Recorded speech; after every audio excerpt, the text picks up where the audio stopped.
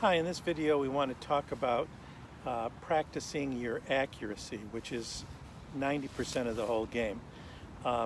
Accuracy has to do with being able to know exactly where your fly is going to hit and make sure it's in the feeding lane and all of that stuff, but before trying it too many times. You don't want to cast a million times to a spot, okay? You probably spook the fish.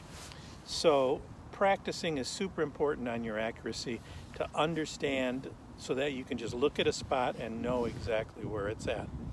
So here I'm going to show you what I've done is I'm out here at a park and I'm going to shake you around a little bit, but you can probably see there's 3 hula hoops out there. They're at 30 feet, 40 feet, and 50 feet. Now, most of us are pretty good at getting the fly in the 50-foot range. And that's not too hard. That's really good. Remember, you've got 9 foot of rod, approximately. You got 9 foot of rod. You've got another 9 foot of leader. So that's 20 feet of distance already. So you're really casting with about 20 feet of fly line, which is almost the optimal amount of fly line to be casting with. So a 40-foot cast, which is my middle hula hoop, is probably the easiest cast to do and to practice. Now, how do you get those shorter casts? Okay, it's not that you cast lighter, but you change your angle. So for your 40-foot cast, you might be casting in this plane. For your 30-foot cast, you're going to be casting in a more downward facing plane. It's the same cast. Instead of casting this way, you're going to be casting down. For that farther hula hoop, I might be raising it up a little bit. So it's about the same power for all of them, but it's a different amount of line. Plus on that shorter cast, because you only have about 10 feet of fly line out, you have a lot less control. So first I would start with the 40-foot cast. It's your 40-foot cast, exactly how you want it. Eventually I'm going to hit that hula hoop. We got a bit of a wind here today. Okay.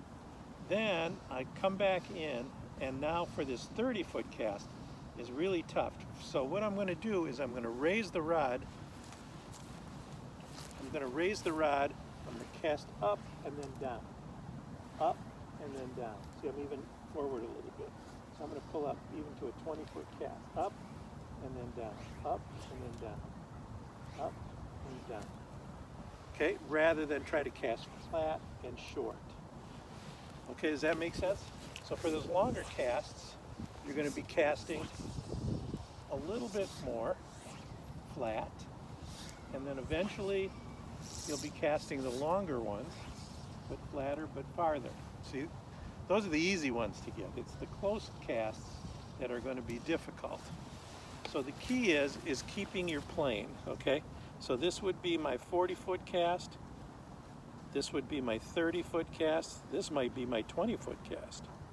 So it's just a matter of plane. And my 50-foot cast, the angle of the line as I'm casting. So this would be 11 o'clock, whatever this one is, 5 o'clock. This one would be 10 and 4. This one might be 9 and 3, okay? And then eventually, what is this one up here? 2 o'clock and 8 o'clock. Okay, I have a digital watch. So the point is that you're going to be, and I'm going to kind of stand in front so maybe you can see what I'm doing, is I'm casting up and down, up, down.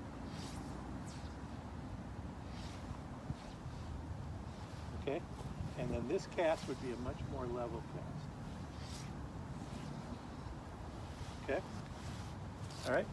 That's all there is to that one. That's just a quick one. Practice. You should get a couple hula hoops like that, or bucket lids, or anything. Pie plates, paper plates work well.